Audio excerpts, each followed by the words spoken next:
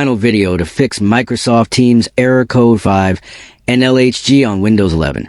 And if you're seeing this error, you're not alone.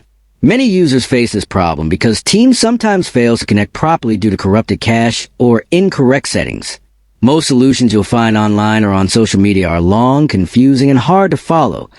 But today on Rexist, I'll show you a simple trick that solves it in seconds.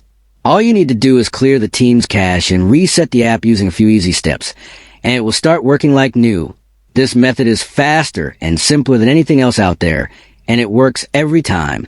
If you want to make a full step-by-step tutorial showing exactly what to click and type, drop a comment below and I'll make it for you.